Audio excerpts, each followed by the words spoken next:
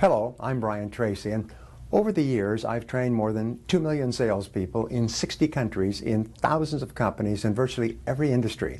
And many of my graduates, I'm glad to say thousands of them, have gone to the top of their industries and become extraordinarily successful by learning and practicing some of the principles we're going to talk about in this program. And one of the things I like to talk about with my professionals like yourself is what I call the new realities of selling. And these are sort of the new facts of selling. One of the hardest things for people to do is to shift gears and to adjust to the fact that the world has changed. The world economy has changed, customers have changed, technology has changed, and what worked in the past may not work in the future, at least without some modifications. So here's a good question. What are the most important factors that determine sales success or failure in today's market? And the reason we're talking about this is because you need to change your mindset, as we'll talk about a little bit later. However, in every market, in every industry, there are salespeople and customers who continue to make sales and grow and prosper. One of my clients who uses some of these techniques is in a market that has declined by 32% in the last couple of years because of the economy and because of competition. His sales have grown 40%. And he's continuing to expand, and his profitability is continuing to expand in a declining market. Now, why is this? It's because he is doing things differently, and as a result, he's getting different results. Now, here's the fact, new reality. Because of ever greater competition, the great reality of today's life, customer demands, concerns about costs, and uncertainty, the companies and individuals who survive and thrive are fast and flexible in rapidly changing conditions, and so must you be. As Charles Darwin wrote in his book, The Origin of Species, he wrote, "Survival goes not to the strongest or most intelligent, but to the one who is most adaptable to change." Your ability to adapt to change is really essential. So in this program, you're going to learn some wonderful things that will help you. You're going to learn how to focus your efforts on your best market opportunities. You're going to learn how to identify the very best prospects for your products and services. You're going to learn how to lower buyer resistance to your offers. And you're going to learn how to put yourself on the path to continuous learning and growth in your field.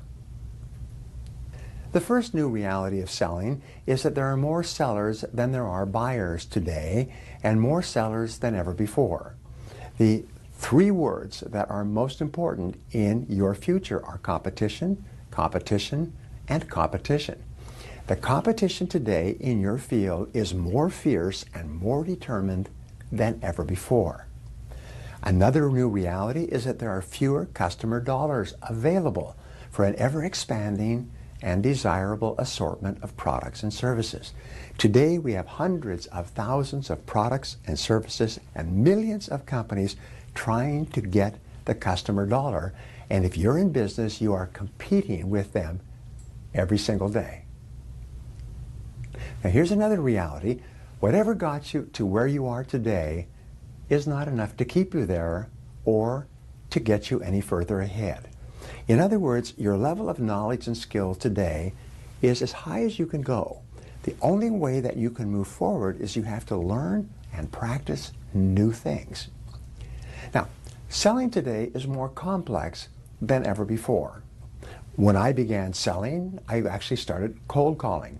And you'd knock on a door, meet the prospect, establish rapport, make a presentation, and make a sale or not, get the money and leave. But today, product and service offerings and prices and capabilities are more complex than ever before, which means it requires more time for a customer to make a buying decision. Today, customer needs and wants and desires and problems are more complex than ever before. Again, extending the time it takes to make a buying decision for even little things. As a result of this, multiple customer contacts and meetings are required to make a sale. You can't just walk in and meet the customer and make a sale with almost any product or service. It takes more time. Now, another major reality today is that selling today requires greater focus and clarity than ever before. My favorite word in selling is always clarity. Clarity. Last year in the U.S. alone, they spent more than $8 billion on market research. And the whole purpose of the market research was to clearly identify exactly who the ideal customer is for which product. So here are some questions that you have to ask. First of all, who exactly is your ideal customer? This is so important that if you're not clear about this, you can waste a lot of time approaching and talking to the wrong people who cannot or will not buy within a reasonable period of time. So how do you describe your ideal customer? Well, again, in market research, they find there's two ways to describe your customer. One is with regard to what are called demographics. Now, demographics are things that you can see and that you can measure. For example, the age of your ideal customer. What is it? The educational level of your ideal customer. The income level. The location where your customer lives or works. The family situation. Do they marry? Do they have children? Are the family younger or older? And of course, the occupation. What does the ideal prospect do? Now, another way that you can analyze your ideal customer is what are called the psychographics. Now, the psychographics are far more subtle. They are the things that are going on inside the mind of your ideal prospect. These are the customer's desires and their ambitions and their hopes and their worries and especially their fears and their aspirations for the future. In other words, what does your ideal customer really, really want? And especially, where does your ideal customer want to be as a result of using your product or service? If you're clear about this and you can show your prospect that your product or service will help him achieve his goals and dreams and aspirations, the sale almost takes place by itself. Now, here's another great question, which is the essence of market research, is why does your ideal customer buy from you rather than from your competition? In other words, what is it that you offer that causes your customer to buy from you? Or another way of asking it is, what is your competitive advantage? Now, as a salesperson, you can't go out of the office unless you know clearly your competitive advantage, your area of excellence or superiority. What makes your product or service superior to your competition? And this becomes the essence or the focal point of all of your selling efforts, all your advertising, all your marketing. Why is your product or service better than your competitors? And how can you emphasize that to an interested prospect? Now, another new reality of selling is that selling today requires greater preparation than ever before. When I started off in selling, we used to just simply go out the door and knock on doors and call on customers. And the questions we would ask are, what do you do here anyway? Or what kind of a business is this? Or how long have you been in this job? Or what is your job? In other words, we didn't know anything when we called on customers. Today, if you call on a customer, which is very hard to do, to get an appointment, and you don't know these things, you look like an idiot. Now, here is one of the greatest breakthroughs in modern selling. Sometimes I ask, what is the most important single factor in business success that determines how many sales you make, how quickly you make sales, how many resales, how many referrals you get, the size of your income, the car you drive, the home you live in, and your whole future? And the answer is the critical factor is credibility. Credibility is everything. And let me explain to you why. Whenever you meet a customer for the first time, they have very high levels of fear. They're afraid of buying the wrong product, paying too much, getting stuck with something where there's something better in the market. So they have high levels of fear and low levels of trust. However, everything that you do to build your credibility lowers their fears of making a mistake. When your credibility is high enough with your prospect, they will buy from you and buy again and tell their friends. And this is why preparation is so important. The more thoroughly you prepare before meeting the customer, especially the first time, the higher is your credibility. When you walk in and you tell the prospect that you've done a good deal of background research to learn about him or her and his or her situation, and of course the place to go is on the internet, they're really impressed that you care about them enough to want to learn about them before you take up their time. Now, there's 3 key parts to preparation. Number 1 is called pre-call research. This is where you gather as much information as you possibly can about the customer before you call on them for the first time. I had a salesman call on me a couple of years ago, and he had spent 6 weeks setting up an appointment with me when I was in town. When he arrived, he sat down with a big smile, and he's quite a bright guy, well-dressed. Big smile. He said, "Well, what do you do here anyway? What's your business?" I was shocked because I have one of the most extensive internet sites in the industry. All I had to do was click on Google, and he could have had more information about my business that he could possibly have handled. But he was too lazy even to check my name on the internet. When you call on a prospect and you're not thoroughly prepared, especially when you consider how much information is out there on the internet, you look like an idiot and your credibility goes straight through the floor. On the other hand, when you've done your homework, you look great. You look like a professional and you have high credibility. Now, the second part of preparation is called pre-call objectives or goals. In other words, what you do is you ask yourself, what questions am I going to ask? What is my goal for this call? What do I want to achieve? Now, sometimes people say, well, my goal is to make a sale. No. Sometimes your goal is to find out if this person is a prospect or a suspect. Maybe this person is really not in the market for your product at all. So your first meeting may be just to ask some questions and to find out. I worked with a beautiful sales executive once, and his first 2 meetings were not to sell his product, but were to establish trust and rapport with me, to get to know me and to understand my business without ever talking about his product. And he finally got me to the point where I was so comfortable with him and his company that all my objections went away, and I ended up spending millions of dollars with his company, and he never tried to sell me once. He just tried to build a relationship. Now, the third part of preparation is called post-call analysis. This is where you write down every detail immediately after the sales call. You keep a call record. You write down what the customer said and the questions you asked and what you agreed to do. Because remember, no matter how smart you are, you will forget 80 or 90% of everything in the customer conversation by the end of the day. You'll forget 90% or more by tomorrow.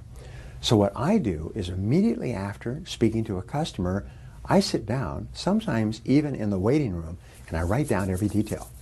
Then, when you go back to see the customer again in a week or 2 weeks, you review all of your information, and this becomes your part of your pre-call research. Sometimes I will ask my sales students, I'll say, does anybody do this? And they'll say yes. Oh, I keep careful notes. I said, have you noticed that when you review your notes prior to the next meeting, the only thing that you recognize is your handwriting?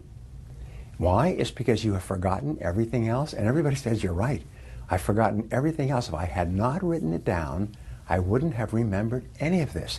And when you go back into the next customer meeting and you say, Mr. Prospect, the last time we were talking, you said this and you said that and you were doing this. And how did that work out?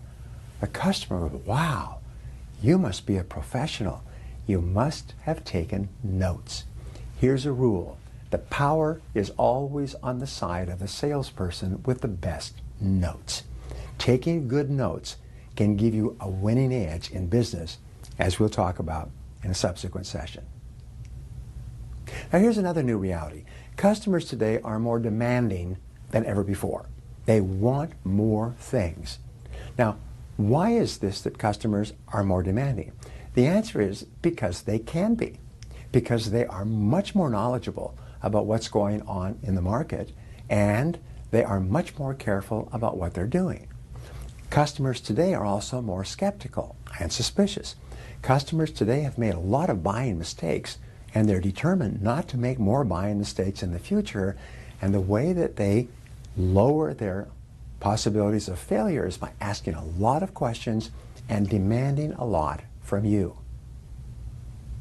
Now, another reason why customers are more suspicious is because they receive multiple offers of products and services available. Their competition is calling on them in every way possible, especially on the internet. And they can go onto the internet and they can find out where your product or service is available at the best prices in the world. It used to be that salespeople were the experts in a sales conversation. Today, it's turned around completely. The customer is now the expert. I have sat down with customers talking about selling or buying a product or service of mine, and they sit there and they go on the internet and they'll check and they'll look up information about the product I'm talking about, and they'll ask me about it. What about this? Your competitor is offering this at a lower price. How do you respond to that?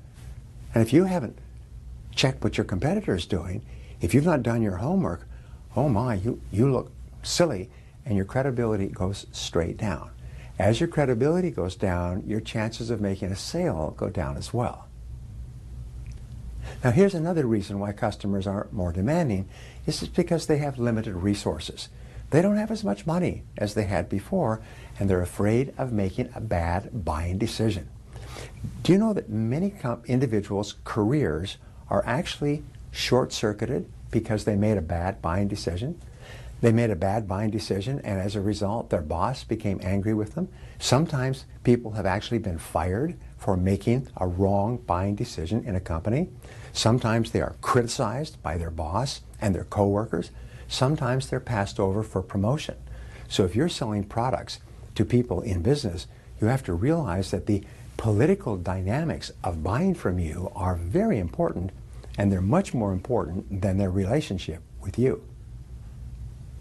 Now here's another great new reality of selling. Sales today require multiple calls. As I mentioned before, it's not just to make a sale. The first call may be just to start a relationship and to discover if a need exists. When I prospected, I would call up and I would ask if I could have 10 minutes of their time to show them a result or benefit that they wanted or needed. And all I ever tried to get was 10 minutes.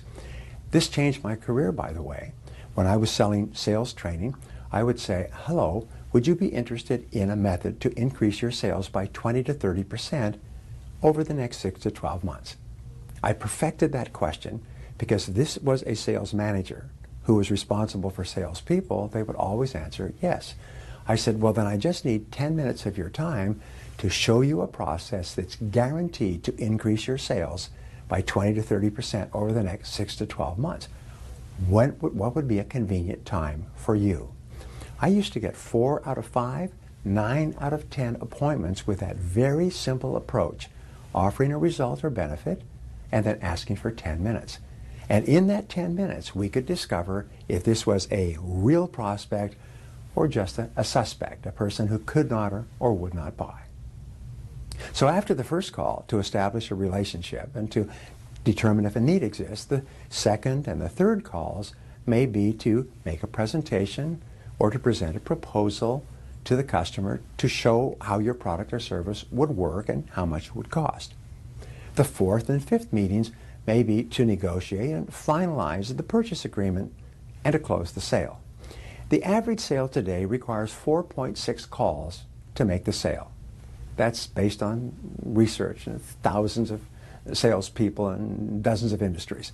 4.6, I'm rounded off to maybe 5 calls or 5 customer contacts, 5 customer interactions or discussions or more to make a sale. You can't do it quickly. So as a result of these different calls, you need to think in what is called milestones. A milestone is a step in the sales process. For example, your first milestone is to get an appointment with a qualified prospect. Your second milestone is to establish a relationship and identify a need. Your third milestone may be to meet with other people who are critical to the sale. Your fourth milestone may be to make a presentation. Your fifth milestone may be to negotiate or discuss the presentation. Your sixth milestone may be to close the sale. Top salespeople think in terms of milestones, and they know that if they can get a salesperson into the top of the sales funnel, where they start moving through the process, a certain number will come out the bottom, and they can actually predict how many sales they're going to make in a month or a year by looking at how many people they have at each stage of the sales process. The next key reality of selling is that closing the sale is harder than ever before. And why is closing the sale so much more difficult? Well, first of all, customers have fewer resources. They don't have as much money, and customers are reluctant to change or try something new. Very often when you're talking to a customer, they already have something that is working for them. What you're offering them is something that is newer or better or faster or more convenient. But it's not as if they don't have anything. They already have something, and they are very uneasy about changing from something they have, what they're comfortable with, their comfort zone, to trying a new product or service.